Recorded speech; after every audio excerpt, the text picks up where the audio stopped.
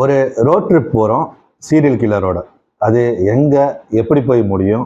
அதுதான் California. 2 journalist serial killers கொண்ட இடங்களுக்கெல்லாம் போய் ரிசர்ச் பண்ணுறாங்க. அப்படியே கலிஃபோர்னியா போய் செட்டில் ஆகிடலாம் நினைக்கிறாங்க. அதுக்கு இவங்க கிட்ட காசு இல்லை. அதனால யாராவது ஷேருக்கு வந்தால் அவங்களையும் கூட்டிகிட்டு போய் கலிஃபோர்னியா போயெல்லாம் நினைக்கிறாங்க. அதுக்காக ஒரு நோட்டீஸை ஒட்டுறாங்க. அந்த நோட்டீஸை பார்க்குற ஏர்லி நானும் என் கேர்ள் ஃப்ரெண்டும் வரோன்னு சொல்கிறாங்க.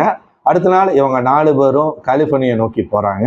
போகிற வழியில் என்னெல்லாம் நடந்துச்சு, இவங்க கலிஃபோர்னியா போய் சேர்ந்தாங்களா இல்லையாங்கிறது தான் இந்த படத்துடைய மீதி கதை.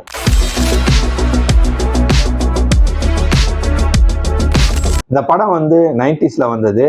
ரொம்பவே பிடிச்சிருந்துச்சு. நிறைய பேர் பார்த்துருக்க மாட்டாங்கன்னு நினைக்கிறேன்.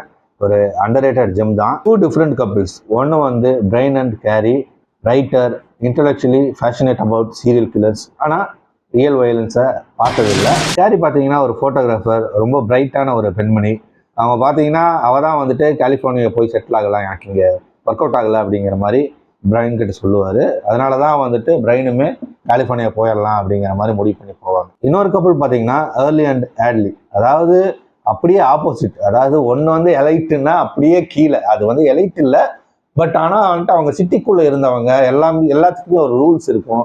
ஆனால் இவங்களுக்கு பார்த்தீங்கன்னா அப்படி கிடையாது. ஒரு ட்ராஷ் என்ன வேணாலும் பண்ணுவானுங்க. இவங்களுக்கு ரூல்ஸே கிடையாது.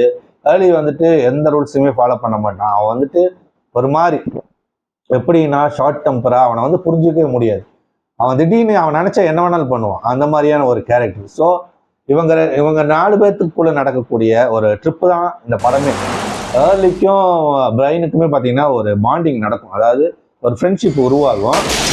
ஏன்னா 2 பேருமே நல்லா கனெக்ட் ஆவாங்க.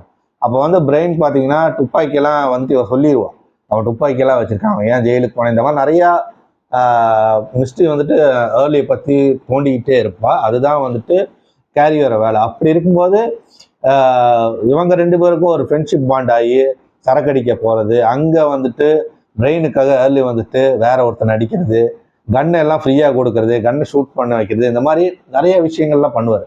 அதனால பார்த்தீங்கன்னா பிரெயினுக்கு ஏர்லி ரொம்ப பிடிக்கும். ஆனால் ஏர்லி அப்படி கிடையாது. ஒரு அன்பிரடிக்டபிளான ஒரு ஆள் தான். ஆனால் ஆன்லி அப்படி கிடையாது. ரொம்ப ஒரு இன்னோசென்ட்டான ஒரு உமனு, ஒரு குழந்தைத்தனமான ஒரு பொண்ணு. அது அந்த மாதிரி தான் இருந்தது அந்த கேரக்டர். ரொம்ப அட்டகாசமாக இருந்துச்சு. ரொம்பவே ரசித்தேன் அந்த கேரக்டர். அது கடைசியில் அந்த வாய்ஸ் ஓவரில் வரும்போதுமே சூப்பராக இருக்கும். அட்டகாசமான ஒரு சூப்பரான ஒரு கேரக்டர், ஒரு ரியலி ஒரு ஜெம்மான ஒரு கேரக்டர் இந்த கேரக்டர். ஆனால் பிராட் பிட் பார்த்தீங்கன்னா நீங்கள் இந்த படத்தில் வெறுத்துருவீங்க. முன்னாடா மனுஷன் இந்த மாதிரி நடிச்சிருக்கான் அப்படிங்கிற மாதிரி தான் இருக்கும்.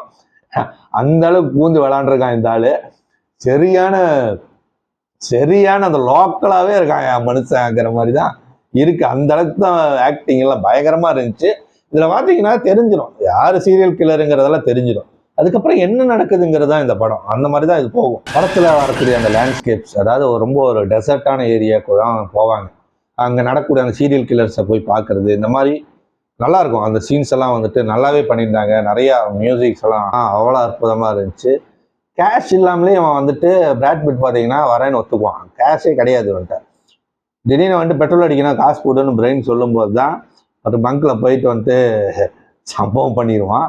அதுக்கப்புறம் காசு இருக்கும், தூக்கி வீசிடுவான். அந்த மாதிரி தான் போகும். ரொம்ப ஒரு மாதிரி இடப்பொருள் வியாபாரம்லாம் பார்க்கறது இல்லை, தோணுச்சுன்னா வச்சு செஞ்சிடறது. அந்த மாதிரியான ஒரு கேரக்டர் தான் இந்த கேரக்டர். ஸோ கிளைமேக்ஸ்லேயும் பார்த்தீங்கன்னா பிரெயின் அந்த ரெக்கார்டை போட்டு கேட்டுட்டு இருப்பாரு. அது உட்காந்துருக்கிற சீனு, அது ரொம்ப ஒரு டச்சிங்காக இருக்கும். அந்த சீனு என்னன்னா யார் வில்லன் என்னங்கிறது முன்னாடியே தெரிஞ்சதுக்கப்புறம் இந்த படத்தை இன்ட்ரெஸ்டிங்காக நகர்த்துறதுங்கிறது பெரிய சவால். அது ரொம்ப சூப்பராக பண்ணியிருக்காரு இந்த டைரக்டர் டொமினிக் சென்னான்னு நினைக்கிறேன். அவ்வளோ சூப்பராக இருந்துச்சு. அது இந்த ஸ்க்ரீன் பிளேவாகவே பார்த்தீங்கன்னா போர் அடிக்காமல் ரொம்ப என்கேஜிங்காக போச்சு. பிராட் பிட் தான் இந்த படத்தை முழுக்க தூக்கி நிறுத்தியிருக்காரு. ஒரு அண்டர்ரேட்டட் படம் இது பல பேருக்கு தெரியல.